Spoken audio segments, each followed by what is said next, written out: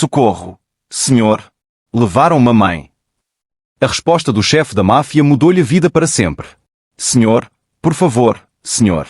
Eles levaram minha mãe. Por favor, me ajude. As palavras bateram contra o vidro blindado do Cadillac escalado preto como um tiro no meio de Manhattan.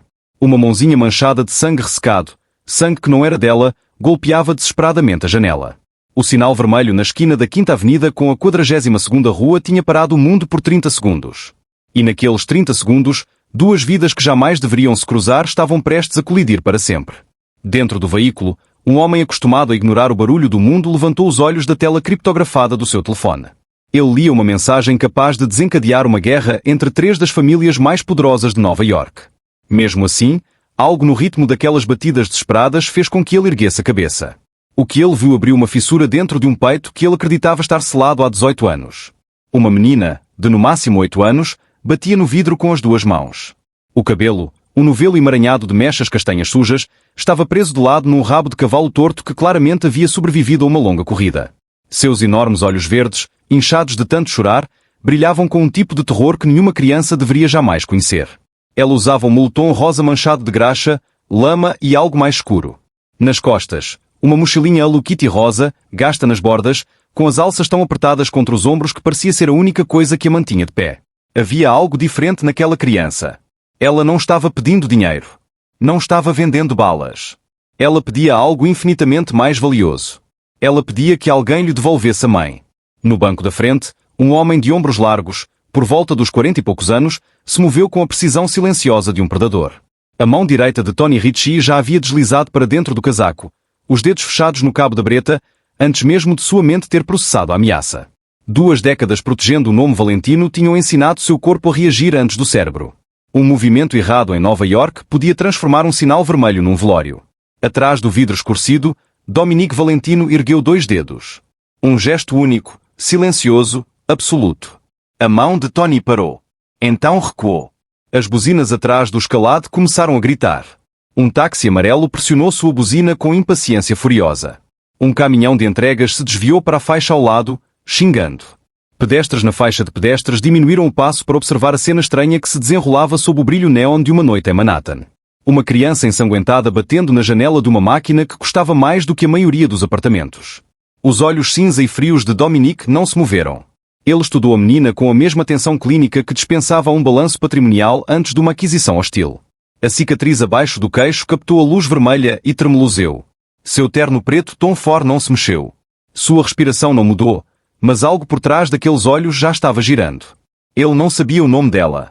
Não sabia quem a havia machucado. Não sabia que a mochila rosa desgastada em seus ombros continha um pendrive USB, uma pasta com fichas médicas e uma fotografia desfocada capaz de derrubar metade da elite de Manhattan. Ele não sabia que 3 quarteirões atrás, um Lincoln Navigator preto com mercenários dentro acabara de avistar a criança pelo para-brisa.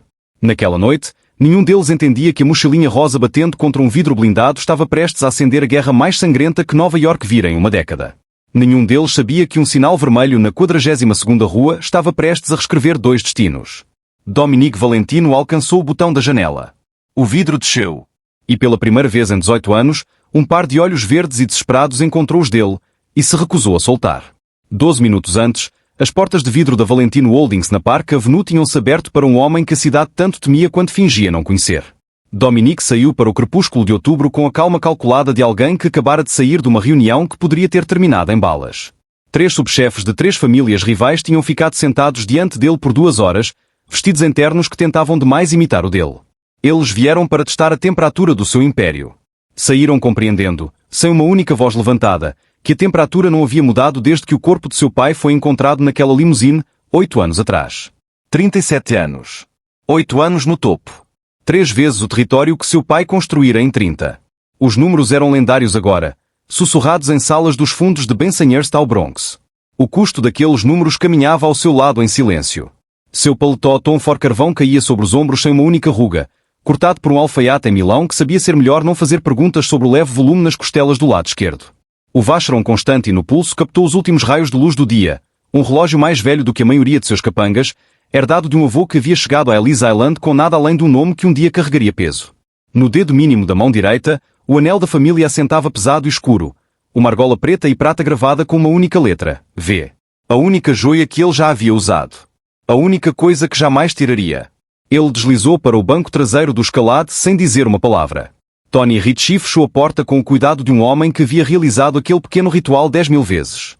Primeiro o Park Slope, chefe? Ou a casa do Brooklyn? Dirija. Dominic não levantou os olhos do telefone já em sua mão. Às 8 em Bay Ridge. Pessoal do Gambino. Sala privativa. Quero que Luca faça uma varredura antes de nos sentarmos.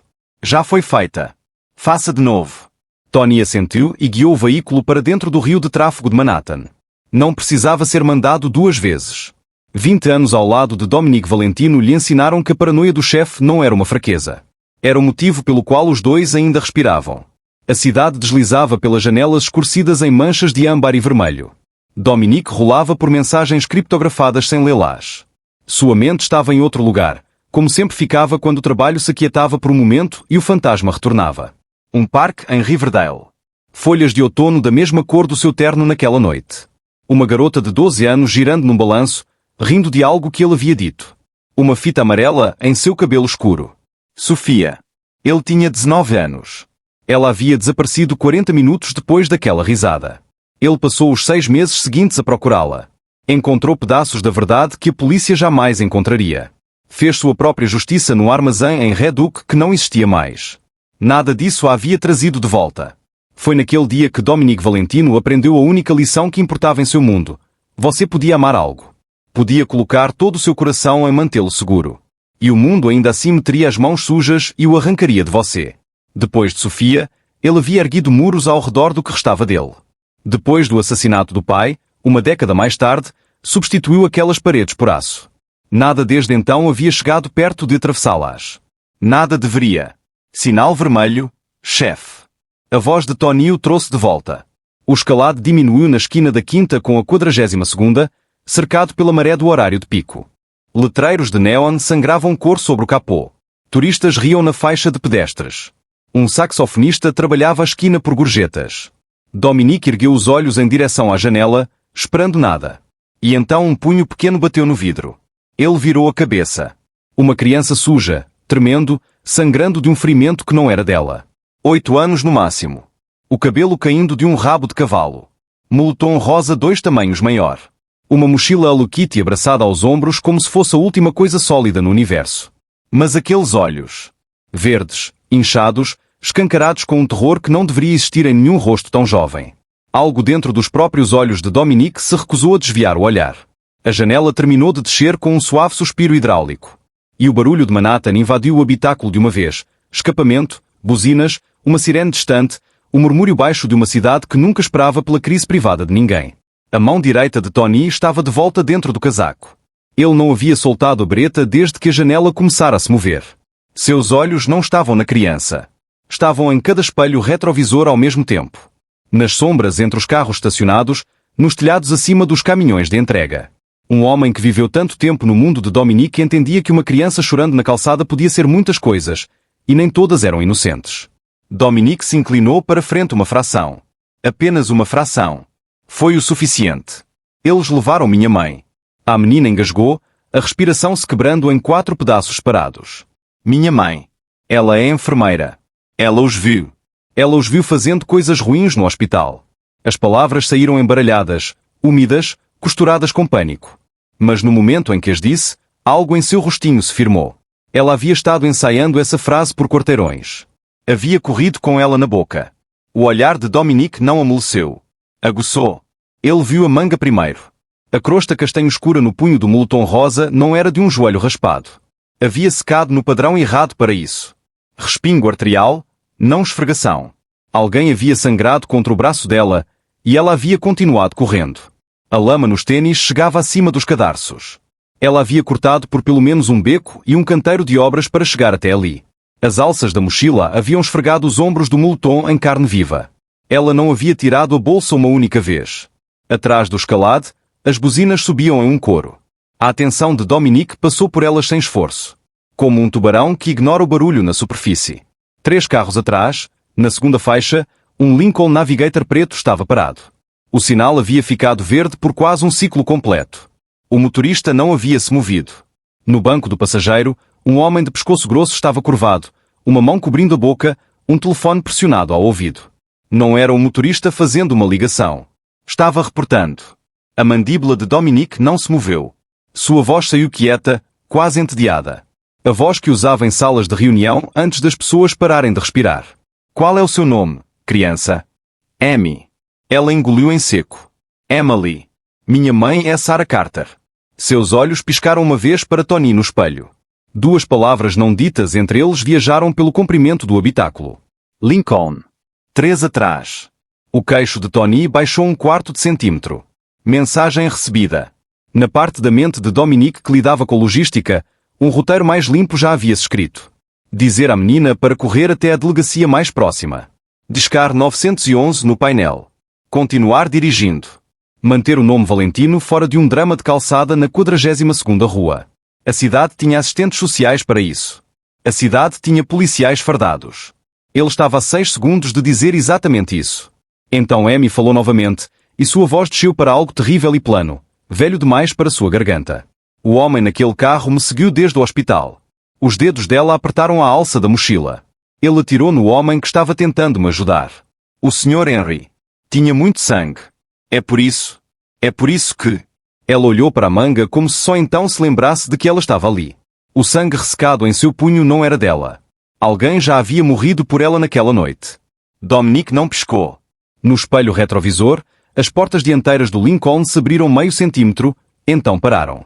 Os dois, esperando para ver se ela voltaria sozinha para a multidão. O cálculo em sua cabeça terminou em um único batimento cardíaco. Entre. Sua voz havia mudado. Ainda baixa, não mais entediada. Agora com urgência. Agora. Amy congelou na calçada. Um homem estranho, um carro completamente escurecido, um terno que custava mais do que sua mãe ganhava em um ano. Cada lição que Sarah jamais lhe havia dado dizia não. Cada lição das últimas 4 horas lhe dizia que os homens atrás dela eram piores. Ela agarrou a maçaneta e entrou. A porta bateu. O escalado avançou no instante em que o pé de Tony saiu do freio, cortando 2 faixas antes que o sinal acima deles terminasse de ficar amarelo. Atrás deles, o Lincoln Navigator rugiu e entrou em perseguição. O escalado rasgou a Times Square a 60 km por hora, zigue-zagueando pelas barrigas dos ônibus turísticos e táxis amarelos com um tipo de violência que só parecia habilidade vista de fora. As mãos de Tony se moviam no volante como as mãos de um cirurgião sobre um peito aberto. Timing, sem movimento desperdiçado. Ele havia treinado para isso em pistas molhadas em Nova Jersey, em estradas privadas na Sicília, em centenas de noites tardias em que levar o chefe do ponto A ao ponto B significava a diferença entre respirar e sangrar. No banco traseiro, Dominique não se segurou. Nunca o fazia. Seu corpo lia as curvas meio segundo antes que viessem, equilibrado pela memória muscular que havia muito parou de consultar sua mente. Ao lado dele, Amy estava muito quieta. Ela havia puxado os joelhos para o couro. Os 2 braços estavam envoltos na mochila Hello Kitty, os dedos entrelaçados com tanta força que os nós dos dedos haviam ficado brancos. Sua boca estava pressionada numa linha que não deveria existir no rosto de uma criança de 8 anos. Ela não estava chorando. Não estava tremendo. Havia esvaziado cada lágrima que possuía na calçada da 42ª rua, e o que quer que substituísse as lágrimas numa criança tão cansada havia tomado seu lugar atrás dos olhos. Dominique percebeu, e algo dentro dele se deslocou 1 milímetro. Ele se inclinou para frente e pressionou um botão embutido no apoio do braço.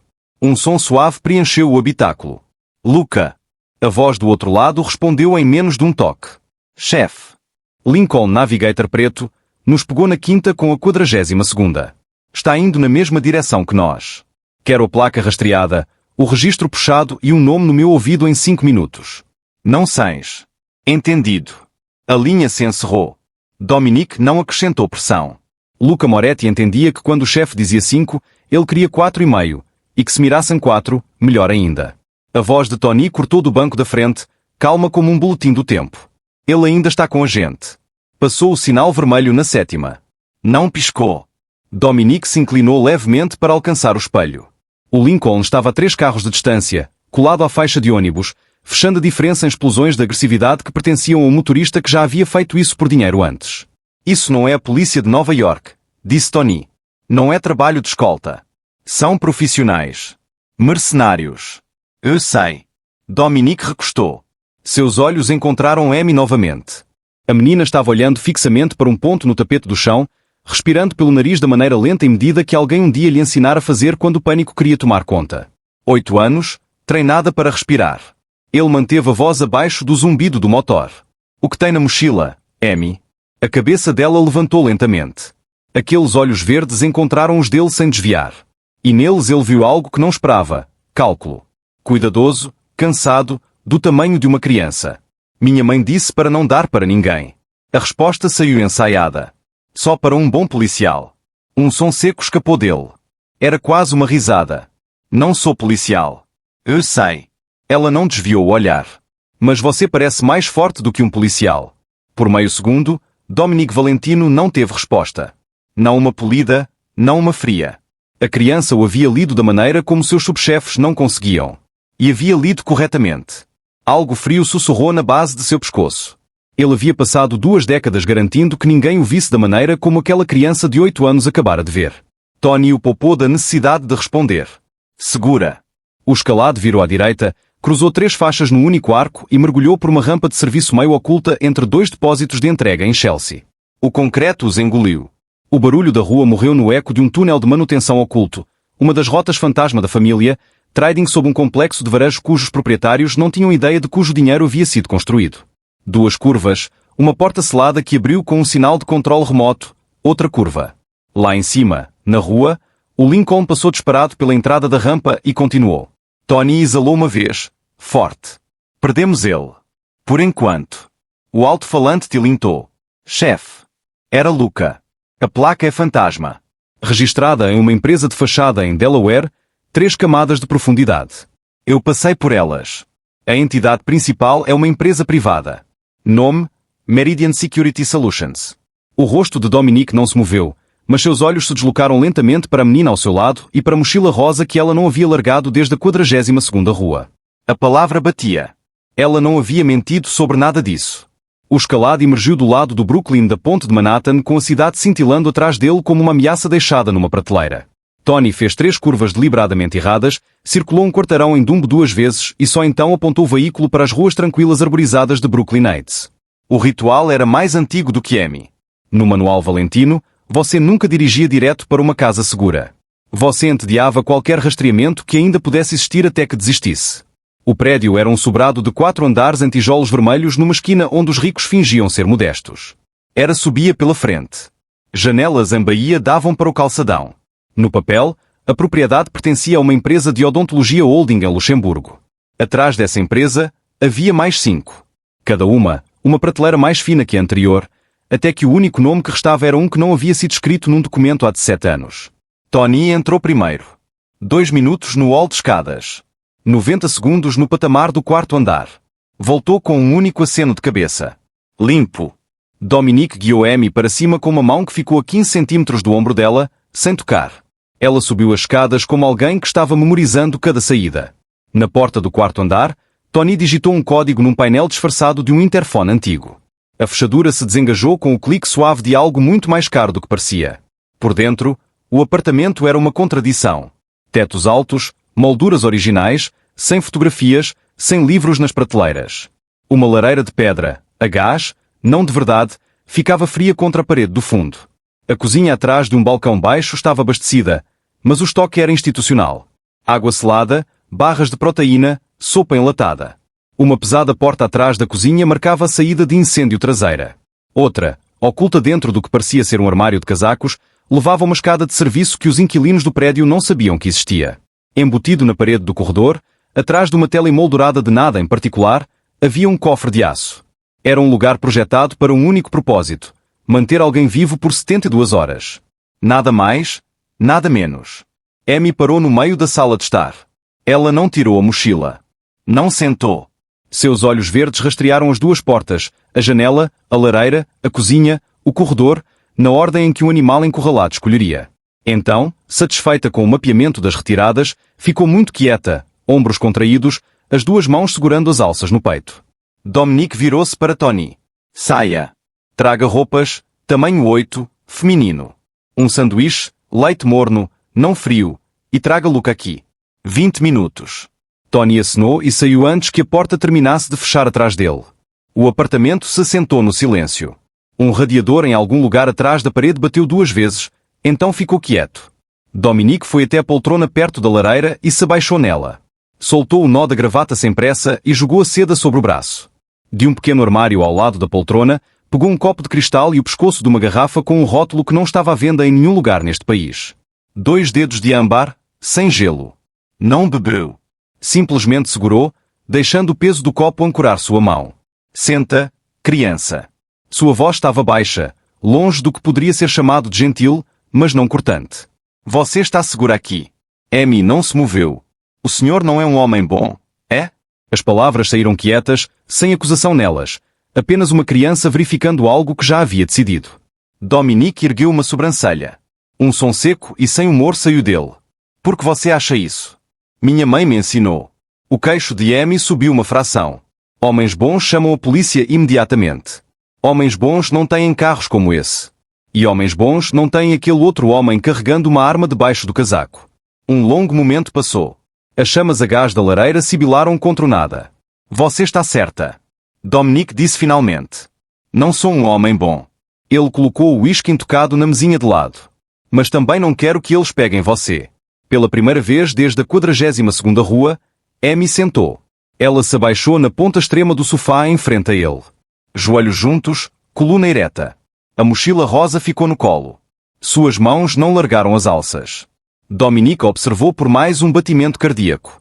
Então levantou o telefone, pressionou um único contato e o ergueu ao ouvido. A linha conectou sem tocar. Luca, quero tudo sobre o Meridian Heights Hospital. Propriedade, conselho, admissões, mortes, fluxo de caixa. Fez uma pausa, os olhos ainda na criança do outro lado da sala. E quero tudo sobre uma enfermeira chamada Sarah Carter. Para ontem. Tony retornou 22 minutos depois da hora, o que para ele contava como atrasado. Ele colocou 2 sacolas de papel no balcão sem uma palavra e dobrou a parte de cima da primeira para revelar uma blusa infantil em cinza suave, uma calça legging, meias limpas, roupas íntimas ainda na embalagem, um par de pequenos tênis brancos. A segunda sacola trazia um sanduíche embrulhado em papel alumínio, uma garrafa de leite integral já aquecida no bolso e uma laranja. Amy levantou do sofá como se puxada por um fio. Seus olhos encontraram o sanduíche primeiro, o leite depois, as roupas por último. Ela não pediu permissão. Levou o sanduíche para a mesa de centro, sentou de pernas cruzadas no tapete diante dele e devorou a primeira metade em 3 mordidas. A segunda metade veio antes mesmo do leite ser aberto. Dominique observou da poltrona. Nenhuma criança comia assim a menos que não tivesse comido desde o café da manhã, e talvez nem desde o dia anterior. O interfone zumbiu 2 vezes, o padrão que pertencia à família. Tony o deixou entrar. Luca Moretti entrou no apartamento carregando uma bolsa de laptop reforçada e 2 telefones, um em cada mão. 30 anos, magro como um arame, óculos de arame já deslizando por um nariz estreito demais para segurá-los. Numa multidão, parecia um contador de nível médio. Não era. Era o motivo pelo qual a família Valentino conseguia ler os memorandos internos de uma força-tarefa federal 6 horas antes da própria força-tarefa lê-los. Dominique se levantou sem falar e o levou para a cozinha. Tony ficou posicionado na entrada, próximo o suficiente para ouvir, de olho na criança no outro cômodo. Luca falou baixo, rápido, direto ao ponto. Ele estava pronto antes mesmo do carro chegar à ponte. Meridian Heights, hospital privado no Alto Manhattan. O diretor médico é Richard Holloway, 52 anos, certificado em cirurgia cardiotorácica. O papel é impecável. 3 coisas não são. Ele abriu o laptop. Números piscaram. Primeiro, a taxa de mortalidade deles em pacientes sem moradia está em cerca de 4 vezes a média da cidade. Eles são o ponto final para uma instituição de caridade chamada Second Chance Bridge. Ônibus buscam homens e mulheres sem teto em abrigos do Bronx e do Queens, os trazem para o que é descrito como cuidados preventivos. Um número estatisticamente impossível dessas admissões não recebe alta. O prontuário diz que foram transferidos para o hospício em outro lugar. A papelada do hospício é rasa. O rosto de Dominique não mudou. Segundo, a segurança do hospital não é segurança de hospital. A empresa contratada é a Meridian Security Solutions. Mesmo nome, propriedade compartilhada. O chefe da operação é Marcos Briggs. Naquele nome, algo na mandíbula de Dominique se moveu uma vez, então parou. Os olhos de Tony se ergueram. Briggs. Dominique disse calmamente. O mesmo? Luca acenou com a cabeça. O lobo. Vem de uma empresa militar privada na Carolina do Norte, dispensado após um trabalho em Lagos. Aparece em nossos arquivos do episódio de Catânia, há 2 anos. Colocou 2 nossos no chão. O senhor autorizou? Eu me lembro. Luca clicou mais uma vez. Terceiro, e este é o que importa. A estrutura de capital da Meridian passa por 6 camadas antes de chegar, mas chega. O financiador principal é um veículo de private equity chamado Northfall Partners.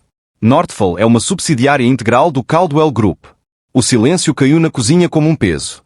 Dominique pegou o copo que havia deixado na mesinha e finalmente bebeu. Uma lenta dose. Não degustada, apenas medida. O uísque desceu da maneira como sua decisão desceu. Isso não era mais uma criança chorando na 42ª rua. Era Vincenzo Caldwell, o homem que havia estado sangrando as fronteiras dos Valentino por uma década, sempre sorrindo de um lado da mesa, nunca lhe dando motivo limpo o suficiente para agir. O que quer que estivesse acontecendo dentro do Meridian Heights, Caldwell tinha suas impressões digitais nas paredes. Só isso transformava um passivo numa arma. Tony pigarreou. Chefe. Bay Ridge, 8 horas. O pessoal do Gambino já está sentado. Adi. Os olhos de Tony estreitaram uma fração. Adiar para quando? Amanhã. Depois de amanhã. Diga a eles que é um assunto de família. Uma pausa de silêncio. Tony havia estado ao seu ombro por 20 anos, neste cargo há 15. Havia ouvido o chefe remarcar 3 reuniões da comissão nesse tempo. Nunca por família. O nome Valentino era a família de Dominique, e o nome Valentino não faltava em encontros com Gambino. Tony não discutiu. Tirou o telefone e foi para o corredor. Pela fresta da entrada da cozinha, Dominique conseguia ver a sala de estar. Amy havia terminado o sanduíche. O leite ficava intocado. Ela havia dobrado os joelhos de novo, a mochila rosa equilibrada sobre eles, e olhava fixamente para as chamas rasas da lareira a gás com uma expressão que nenhum rosto de 8 anos foi feito para ter.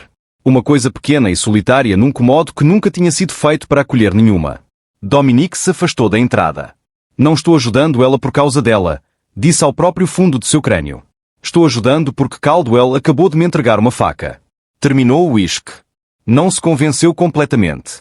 Dominique atravessou a sala de estar com a caminhada lenta e deliberada de um homem que entendia que algumas portas só podiam ser abertas suavizando as dobradiças. Abaixou-se no sofá em frente a Amy. Não muito perto, não muito longe. A mesa de centro entre eles trazia o papel amassado do sanduíche e o leite intocado. Amy. Sua voz não era a que havia fechado a janela na 42ª rua. Havia descido meio tom. Preciso que você me conte tudo desde o começo. Os dedos dela apertaram as alças da mochila. Ela não falou. Ele havia esperado isso. Para uma menina que havia visto um homem morrer por ela naquela noite, a confiança não era algo que um estranho podia exigir através de uma mesa de centro. Dominique alcançou a mão direita, retirou o anel preto e prateado do dedo mínimo e o colocou na madeira entre eles. O V captou a luz baixa do abajur. Veja isso. Ele não o tocou novamente. Minha família também perdeu alguém. Há muito tempo. Minha irmã. Ela tinha 12 anos. Os olhos de Amy saíram do anel e foram até o rosto dele.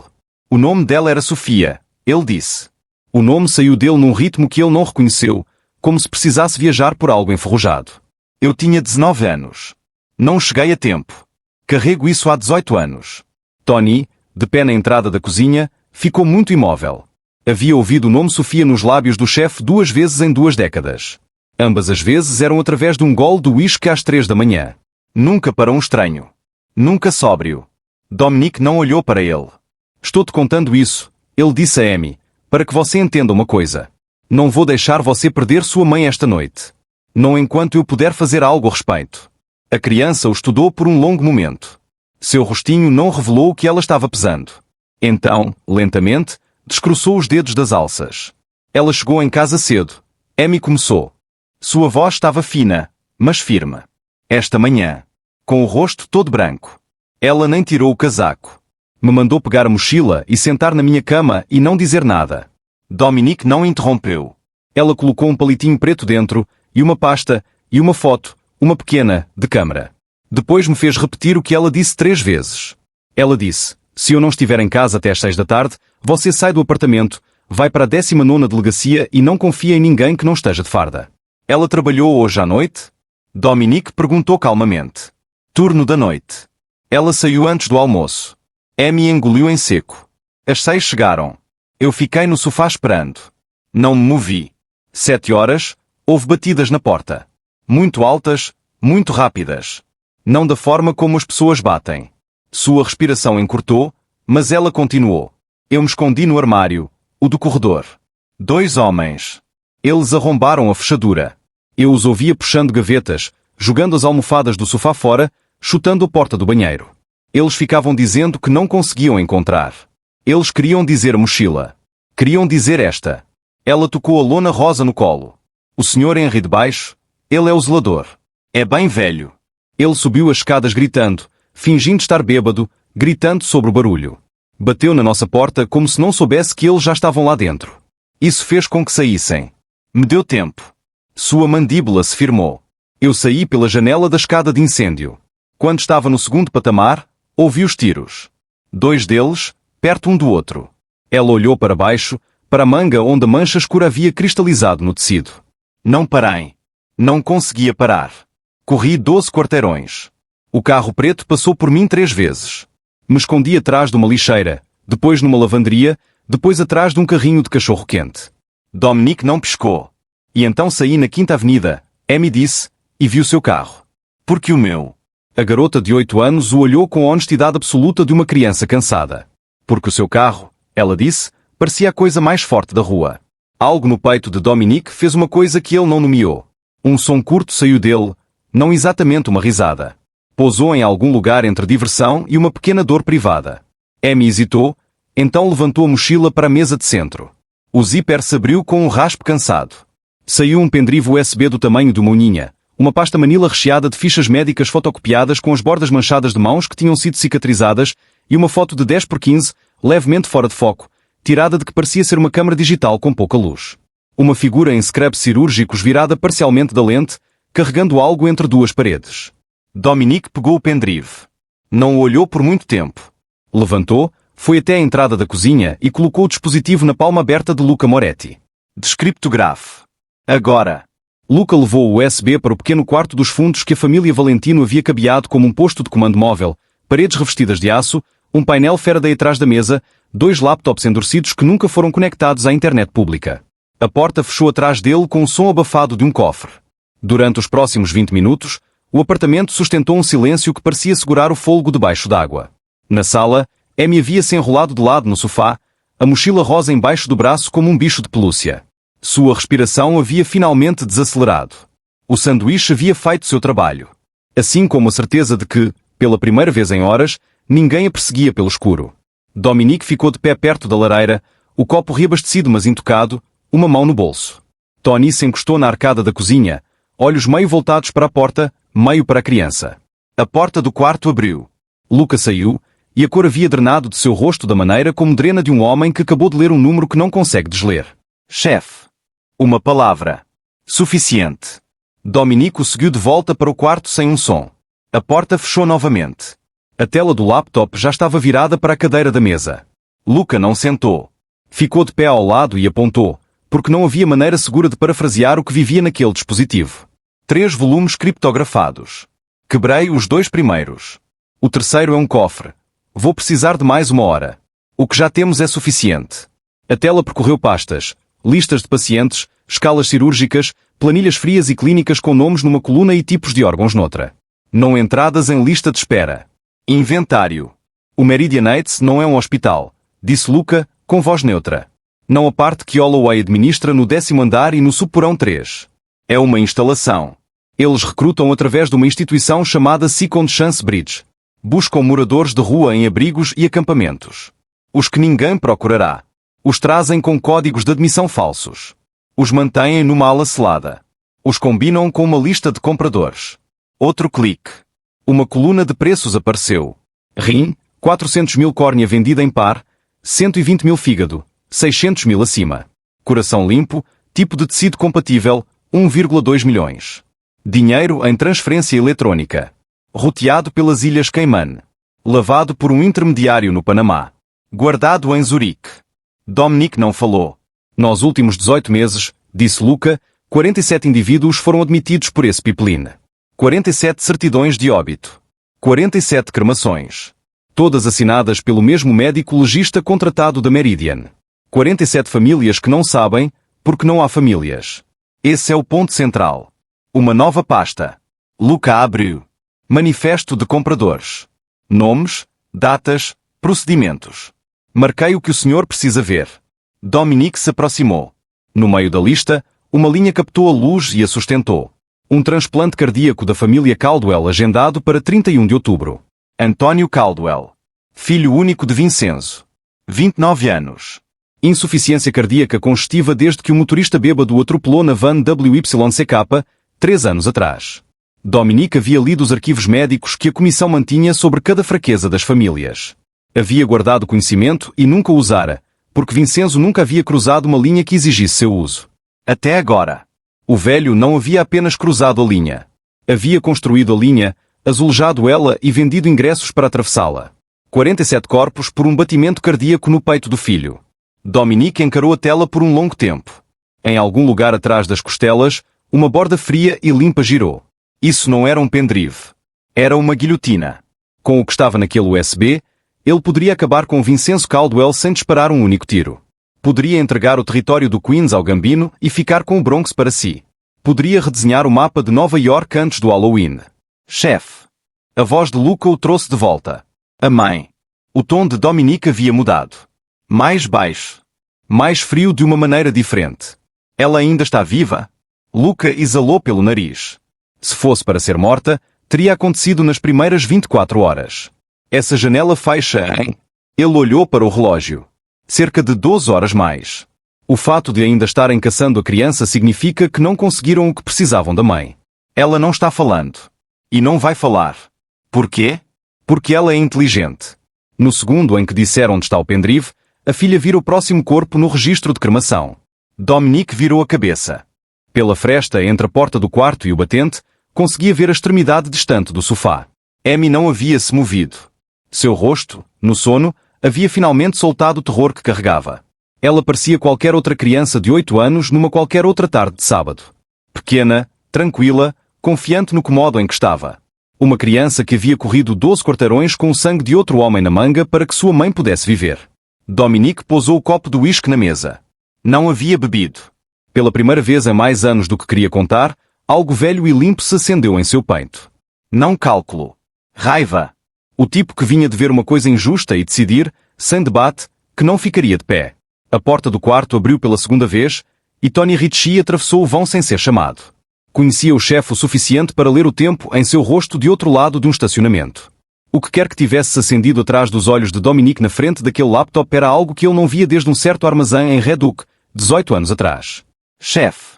Tony manteve a voz baixa. Conheço esse olhar. O que vai fazer? Dominique não se virou da tela. Seu reflexo no vidro escuro de uma janela fechada se sobrepunha ao grid de preços e códigos de pacientes. Vamos tirar a mãe de lá. Tony respirou pelo dente.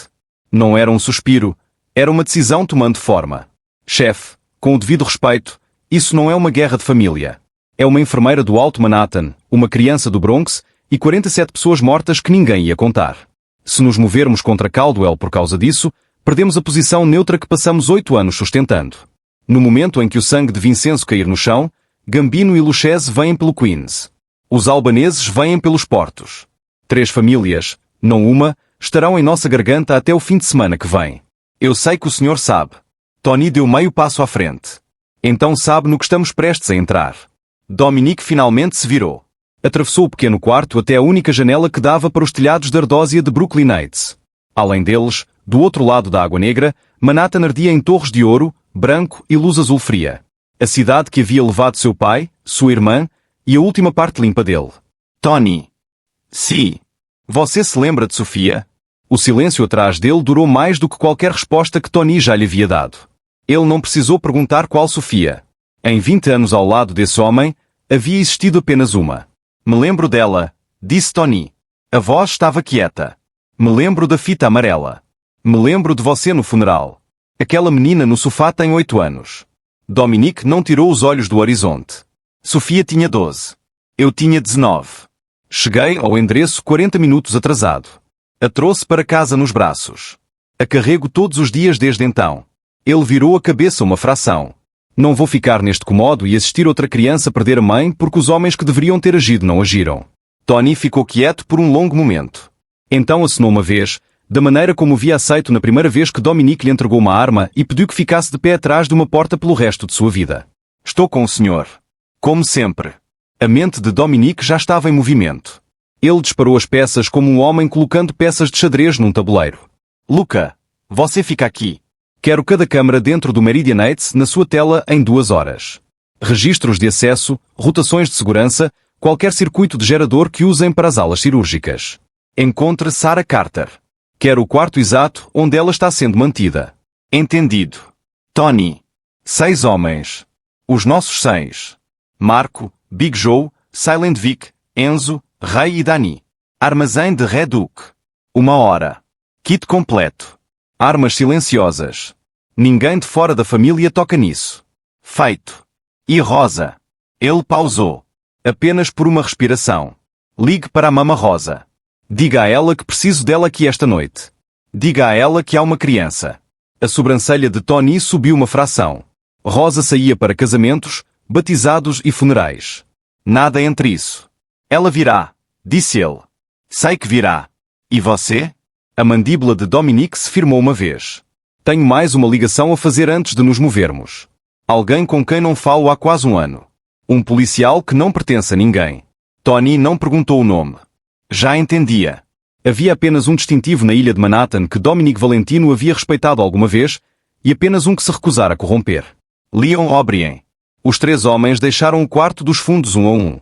O apartamento cheirava a leite morno, óleo de arma e cansaço de criança. Na sala, Amy estava acordada. Não havia-se mexido do sofá, mas seus olhos estavam abertos agora, muito abertos, rastreando Dominique no momento em que ele cruzou o limiar. Ela sabia da maneira como crianças que foram caçadas sempre sabem que algo grande acabara de ser decidido em sua direção. Dominique atravessou o cômodo. Não se curvou de uma altura. Abaixou-se até ficar agachado diante dela, devagar, com cuidado, até que seus olhos estivessem no nível dos dela. Você vai salvar minha mãe. Não era uma pergunta. A voz dela era pequena. Não é? Vou. Seus dedos fecharam ao redor da alça da mochila rosa. Os nós dos dedos ficaram pálidos. Mas preciso que você fique aqui. Só por esta noite. Tem alguém vindo para ficar com você. O nome dela é Rosa. Ela é a única pessoa nesta terra em quem confio sem uma única dúvida. Você estará mais segura com ela do que jamais esteve na sua vida. Promete? Amy perguntou. A pergunta não era de criança. Era um contrato. Dominique não desviou o olhar. Uma promessa, Valentino, ele disse. E essas não se quebram. Ela chegou 1 hora depois, e o apartamento mudou no segundo em que ela cruzou o limiar. Mama Rosa tinha 68 anos, mal 1,55 m, construída como uma mulher que havia carregado 40 anos de panelas cheias pelo chão de uma cozinha e ainda se recusava a aceitar ajuda de ninguém. Seu cabelo prateado estava preso alto na cabeça no mesmo coque que usava desde o ano em que a mãe de Dominique morreu. O rosto era um mapa de linhas, nenhuma delas amarga. Seus olhos, um âmbar marrom suave, tinham o calor de um forno de alvenaria nos fundos de uma cozinha ao amanhecer. Ela entrou carregando uma sacola de lona num braço e uma panela tampada embrulhada em panos de prato no outro, e atravessou a casa segura dos Valentino da maneira como uma avó entra em qualquer casa, sem perguntar onde ficava qualquer coisa, porque qualquer cômodo que precisasse, seus pés encontrariam. Amy se levantou do sofá, algo instintivo. Ela não sabia porquê. Rosa colocou a panela no balcão da cozinha, a sacola ao lado, e se virou. Ah, meu cordeirinho. A voz era baixa, com sotaque siciliano, e tão completamente desarmada que pareceu levar consigo as últimas defesas da criança. Venha até a Rosa. Amy deu um passo, depois outro, e então partiu. Correu para os braços da velha da maneira que apenas uma criança que se segurou por tempo demais consegue correr. E quando aquelas mãos pequenas e enrugadas fecharam ao redor das costas do moletom rosa, Amy soluçou o primeiro soluço real que havia deixado de sair desde o armário, desde a escada de incêndio, desde os 12 quarteirões de sirenes e sombras. Saíram dela em ondas irregulares e trêmulas, e Rosa absorveu cada uma delas sem uma palavra, balançando levemente, a bochecha pressionada ao topo do cabelo emaranhado da menina. Do corredor, Dominique observou. Algo nele lembrava a forma exata daquele abraço. 18 anos atrás, numa pequena igreja de pedra em Bensonhurst, um caixão pequeno demais para ter qualquer direito de ser tão pequeno. Ele saiu para a chuva e não chegou ao fim do pórtico antes que o primeiro som escapasse de seu peito. Foi Rosa quem o apanhou. Rosa, 39 anos na época, que o havia criado desde os 5, e que sabia ser melhor não dizer uma única palavra. Ela simplesmente o segurou enquanto as pessoas do bairro fingiam não ver seu jovem herdeiro chorar. Ele havia jurado, enquanto ela o deixava chorar, que nunca precisaria de ninguém que o segurasse novamente. O voto havia durado 18 anos. Estava começando a rachar naquela noite. Rosa afastou Amy levemente, os polegares limpando as lágrimas das bochechas abaixo daqueles olhos verdes inchados. Chega disso, meu anjo. Rosa está aqui agora. Sem mais corrida. Vamos. A gente come. Ela foi para a cozinha como se fosse sua, desembrulhou a panela e baixou um queimador. O cheiro de caldo de frango, folha de louro, macarrinhos pequenos e cenoura bem cozida subiu pelo apartamento como uma memória que alguém havia esquecido como ter. Em poucos minutos, havia uma tigela fumegante na mesa da cozinha, um guardanapo de linho ao lado, um copo de plástico com gelo. Senta, docinho. Devagar. A barriga tem que se lembrar do que é comida. Amy sentou. Pegou a colher com as duas mãos da maneira que uma criança muito mais nova faria e tomou o primeiro golo com uma expressão de espanto confuso. Havia muito tempo, mais do que qualquer criança de 8 anos deveria conseguir contar, desde que alguém havia cozinhado para ela. No meio da tigela, ela olhou para a velha. O Sr. Dom é um homem mau? Rosa não piscou. Derramou mais uma colherada de caldo sobre o macarrão como se a pergunta fosse um tempero. Meu benzinho, o mundo não tem pessoas boas e pessoas más, não de verdade. Tem pessoas que fazem a coisa certa e pessoas que não fazem. Esta noite, o Sr. Dom está tentando fazer a coisa certa. É isso que você precisa saber. Atrás da arcada da cozinha, o punho de Dominique fechou uma vez com força, depois abriu. Amy pousou a colher, enfiou a mão na mochila rosa e tirou um coelhinho de pelúcia pequeno e gasto, cinza, orelhas murchas, um olho de botão preto substituído por um marrom que não combinava. O pelo do nariz tinha sido amado quase até a careca. O nome dele é Sr. Botões. Minha mãe fez ele para o meu 6º aniversário. Rosa tocou a orelha do coelho com a reverência que normalmente reservava para rosários. Ele é muito bonito. Mantenha-o perto. E quando sua mamãe chegar em casa, você vai contar a ela como o Sr. Botões foi corajoso esta noite. Dominique entrou na cozinha. Rosa, preciso ir. Ela se virou. O rosto de avó tornou-se outro rosto, inteiramente. O rosto de uma mulher que também havia amado um menino num mundo perigoso e sabia o custo de mandar um pela porta fora. Dominique. A voz dela era suave. E era ferro. Você volta inteiro. Aquela criança precisa de você. Ele ficou imóvel. Aquela criança precisa de você. 4 palavras. Pousaram em algum lugar abaixo das costelas, abaixo do lugar que havia cauterizado na manhã em que enterraram Sofia, e algo fino como um fio de cabelo começou a se abrir. Ele se recuperou. Sempre se recuperava. Foi até Amy, colocou a palma da mão levemente no topo da cabeça dela, um gesto que não sabia que tinha nele. Espera por mim, ele disse. Amy enfiou a mão na mochila mais uma vez. Entre 2 dedos pequenos, ela tirou uma borrachinha rosa em forma de coração, não maior que a unha de seu polegar. Para você. Ela a pressionou em sua mão. Minha mãe diz que pessoas com coração sempre voltam. Dominique olhou para a pequena forma rosa na palma da mão. Fechou os dedos ao redor dela. Deslizou-a para o bolso interno do colete, do lado esquerdo do peito. Pela primeira vez em 18 anos, algo ali se sentiu quente. O bar ficava numa rua lateral em Hell's Kitchen, entre uma alfaiataria fechada e uma lavanderia que estava de fechamento há 40 anos. Não tinha placa. A janela estava pintada de preto por dentro. As letras de neon acima da porta haviam perdido 3 lâmpadas e ninguém as havia substituído desde o primeiro governo Bush. Por dentro, o lugar estava quase vazio às 11. Um único barman poliu o mesmo copo que estava polindo quando Dominique tinha 22 anos. 3 assíduos bebericavam cervejas na extremidade mais distante. Sem câmaras. Sem telefones no balcão. O dono era um ex-estivador aposentado chamado Sully, e Sully devia a Dominique um favor mais velho do que alguns casamentos. Dominique tomou o reservado do canto de baixo da jukebox quebrada. Tony ficou de pé perto da porta, braços soltos nos lados, olhos na rua através do vidro pintado às 11h04, o sino sobre a porta deu um tilinte cansado. Leon O'Brien entrou usando um sobretudo cinza com 2 estações de atraso, a gola levantada contra o vento de outubro, um distintivo da NYPD que não precisava mostrar descansando sobre um peito que havia parado de esperar ser agradecido. 48 anos. 3 comendas. 0 promoções além de detetive de primeira classe. Um homem que havia passado 26 anos num departamento que aprendera a parar de lhe oferecer coisas. 10 anos atrás, Dominique havia-lhe enviado um envelope através de um intermediário. $40.000, um gesto, nada mais, da maneira como a cidade sempre havia funcionado. O'Brien havia devolvido o envelope pelo mesmo intermediário com uma nota manuscrita dobrada na aba. Não estou interessado. Ainda não vou atrás de você. Ainda. Nos 10 anos seguintes, nenhum dos dois havia quebrado o estranho tratado não dito. Dominique nunca tentara comprá-lo novamente. O'Brien nunca tentara construir um caso contra ele. Tinham-se encontrado 3 vezes em 3 bares como este. Cada vez porque outra pessoa na cidade havia precisado que algo acontecesse, o que nem a lei nem o dinheiro podiam fazer sozinhos. O'Brien deslizou para o reservado. Deve ser grave. Se você está aqui e Tony está de pé. É grave. Dominique lhe contou em menos de 4 minutos. A criança na 42ª rua, a enfermeira, o Meridian Heights, o manifesto dos compradores, o nome no topo dele, a milícia privada gerenciando a segurança do hospital, as cremações, os 47. Mas isto é só o início da história. O que acontecer a seguir mudará tudo. Segredos serão revelados. Vidas serão destruídas. E o amor será testado de formas que nunca imaginou. Se quiser ver a parte 2, aqui está tudo o que tem de fazer. Mão com dedo a apontar para a direita, faça like neste vídeo. Mostra-nos que quer mais. Mão com dedo a apontar para a direita, subscreva e ative o sino, para que a parte 2 chegue até si assim que for lançada. Mão com dedo a apontar para a direita, comente parte 2 abaixo, para sabermos que está pronto. Cada gosto, cada comentário, cada subscrição nos diz, continuem. Continuem a contar estas histórias. Algo nele lembrava a forma exata daquele abraço. 18 anos atrás, numa pequena igreja de pedra em Bensonhurst, um caixão pequeno demais para ter qualquer direito de ser tão pequeno.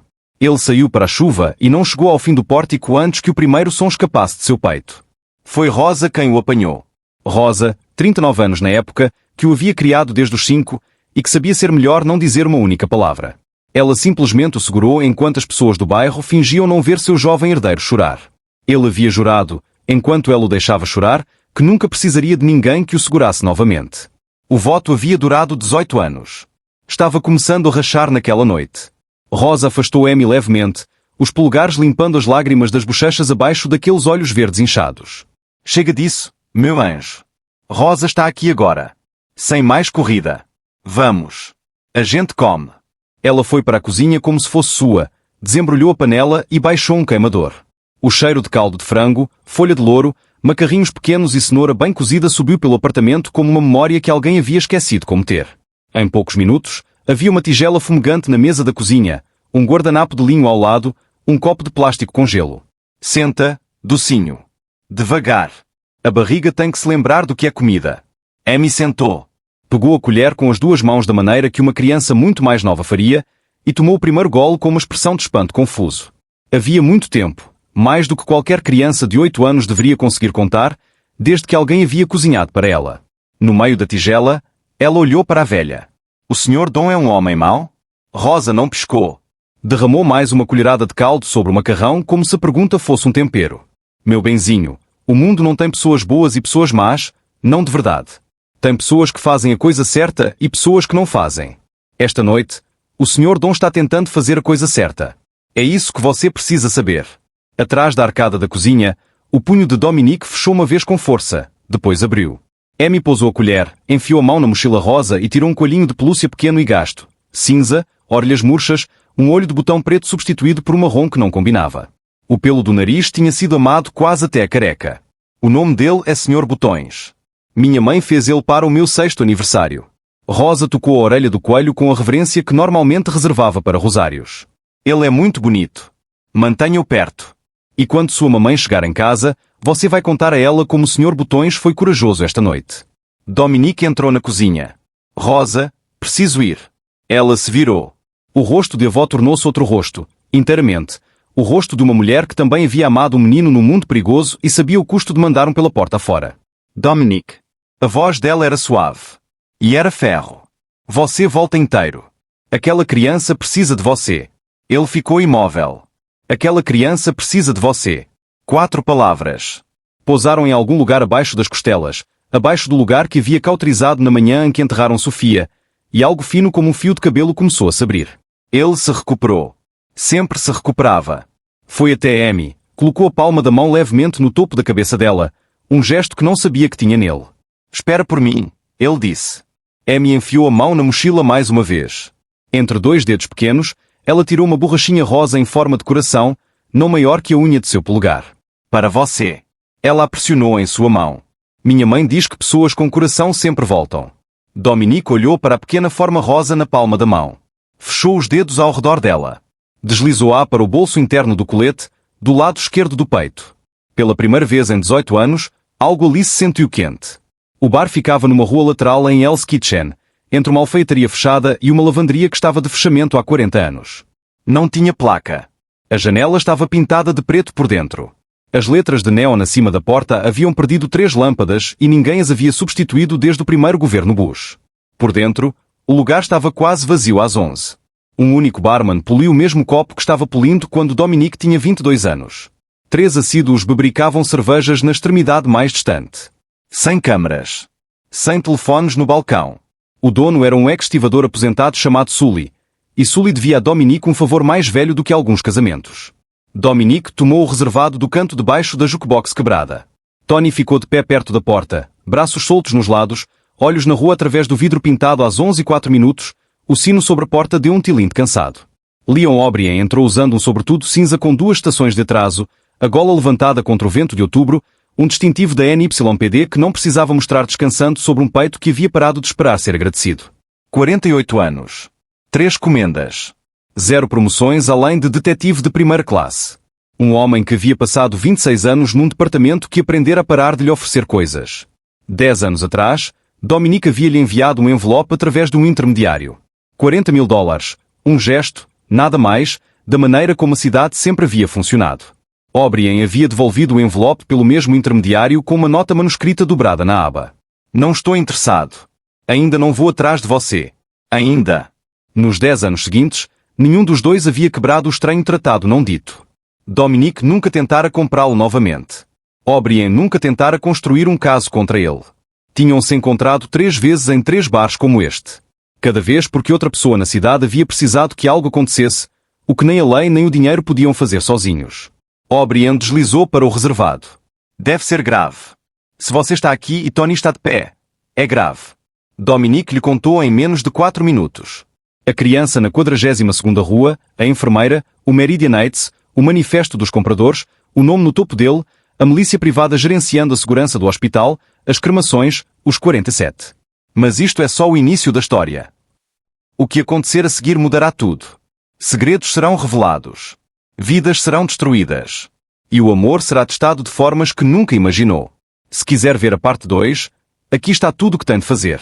Mão com dedo a apontar para a direita, faça like neste vídeo. Mostra-nos que quer mais. Mão com dedo a apontar para a direita, subscreva e ative o sino, para que a parte 2 chegue até si assim que for lançada. Mão com dedo a apontar para a direita, comente parte 2 abaixo, para sabermos que está pronto.